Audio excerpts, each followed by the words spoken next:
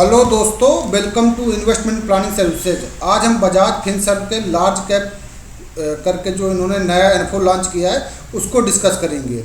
Large cap fund में growth भी होता है, साथ साथ में स्टेबिलिटी होता है। तो सबसे पहले लार्ज कैप म्यूचुअल फंड को जानते हैं कि होते क्या हैं। तो बेसिकली जो लार्ज कैप म्यूचुअल फंड होते हैं वो देश की टॉप 100 कंपनी पे निवेश करते हैं आपके पैसे को। तो लार्ज कैप म्यूचुअल फंड उन इन्वेस्टर के लिए ज़्यादा अच्छा रहता है जिनका कम रिस्क लेना चाहते हैं, क्योंकि लार्ज कैप काफ़ी स्टेबल होते हैं, उनमें रिस्क प्रोफाइलिंग थोड़ी सी कम हो जाती है। ठीक है, तो जो भी नए इन्वेस्टर हैं, लो रिस्क इन्वेस्टर हैं, उनके लिए लार्ज कैप म्यूचुअल फंड अच्छा रहता है और ये लॉन्ग टर्म पे बहुत अच्छा परफॉर्मेंस करते हैं। ऐसा नहीं कि मतलब ये लार्ज कैप है तो स्टेबल पर रहते हैं, ग्रोथ बहुत कम होती है, ग्रोथ भी इनमें बहुत अच्छी होती है। अभी हम रिटर्न डिस्कस करेंगे तो आप देखेंगे कि इनमें रिटर्न भी बहुत अच्छा मिला है आपको।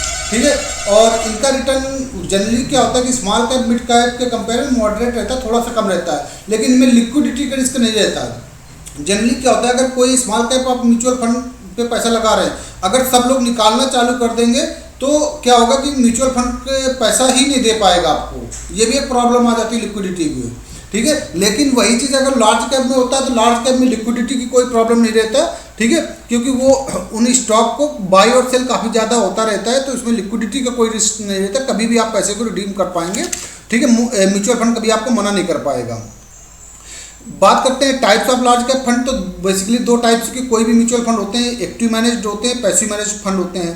तो पैसिव मैनेज्ड फंड को इंडेक्स बोलते हैं। तो लार्ज कैप में दो इंडेक्स आते हैं, निफ्टी 50 इंडेक्स फंड और निफ्टी नेक्स्ट 50 इंडेक्स फंड। क्योंकि 100 कंपनियां हैं तो 100 कंपनियों को 50-50 कंपनियों में डिवाइड कर दी गई। तो जो टॉप 50 कंपनी हो उनको बोलते हैं निफ्टी 50 इंडेक्स, और जो नेक्स्ट 50 कंपनी है तो उनका इंडेक्स है निफ्टी नेक्स्ट 50 इंडेक्स फंड।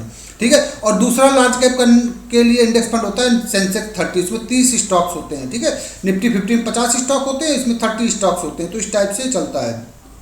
बात करते हैं बजाज फिनसर्व के लार्ज कैप फंड के इन्फो के बारे में कुछ डिटेल। तो हमको पता है ये टॉप 100 कंपनी में आपके पैसे को निवेश करेगा, ओपन एंडेड रहेगा, कभी भी आप इसमें निवेश करना स्टार्ट कर सकते हैं, जरूरी नहीं कि इन्फो पीरियड में ही निवेश करें।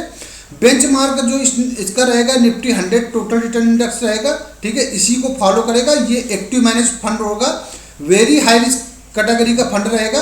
ये इन्फो 29 जुलाई को ओपन हो रहा है। ठीक है, और 12 अगस्त को क्लोज होगा। तो मतलब 29 जुलाई से लेकर 12 अगस्त के बीच में आप इसमें पैसे में निवेश कर सकते हैं इन्फो पीरियड में। और इसके 12 अगस्त के बाद 5 वर्किंग डेज लेता है, तो वही मान लीजिए कि 20 अगस्त के आसपास ये अगेन री इन्वेस्टमेंट करने के लिए ओपन हो जाएगा। तो चाहो तो आप 29 जुलाई से लेकर 12 अगस्त के बीच में निवेश कर सकते हो, या 20 अगस्त के बाद भी इसमें आप निवेश कर सकते हो। इसमें सबसे अच्छी बात यह है कि जो SIP और लमसम का जो अमाउंट है बहुत कम है, 500 रुपये। मतलब 500 रुपये चाहे आप SIP मंथली निवेश करें या 500 रुपये लमसम डाल के भूल जाएं।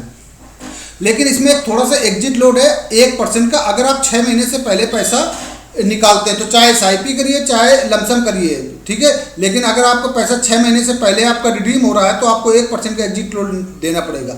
NAV का जो फेस वैल्यू रहेगा 10 रुपये रहेगा। तो आपको पता है कोई भी नया इन्फो आता है, ठीक है, तो उसका जो NAV का प्राइस रहता है 10 रुपये। ठीक है, जैसे आपने 1000 रुपये जमा किए, ठीक है, तो 10 से डिवाइड कर दो तो आपको 100 यूनिट अलॉट हो जाएंगी। ठीक है, इस और हर यूनिट का प्राइस कितना रहेगा 10, तो आपका मल्टीप्लाई करोगे तो अगेन 1000 हो जाएगा। यही 10 का जो NAV प्राइस है ये 11 हो गया। तो आपको सोचो 100 यूनिट थी और 11 पे करोगे तो आपको 1100 रुपया हो गया। ठीक है, तो 100 रुपये आपका बढ़ गया। तो यही चीज़ होता है म्यूचुअल फंड में, इस टाइप से कंपाउंडिंग इफेक्ट होती है। ठीक है, यहाँ पे जो टैक्सेशन है वो इक्विटी टैक्सेशन होगा। तो इक्विटी टैक्सेशन दो टाइप का होता है, एक short term capital gain tax होता है, एक long term capital gain tax होता है। तो अगर 1 साल से पहले आप रिडीम करते हैं तो अब आपको 20% का टैक्स अप्लीकेबल हो जाएगा। और long term capital gain tax में क्या होगा कि 1,25,000 रुपये तक का कोई भी टैक्स नहीं देना पड़ेगा अमाउंट पे। उसके बाद जो भी अमाउंट होगा उसमें 12.5% का टैक्स अप्लीकेबल हो जाएगा। तो म्यूचुअल फंड में लॉन्ग टर्म का व्यू रखिए, उसमें आपको टैक्सेशन कम पड़ेगा और आपके लिए और पैसा भी बनता है यहाँ पे।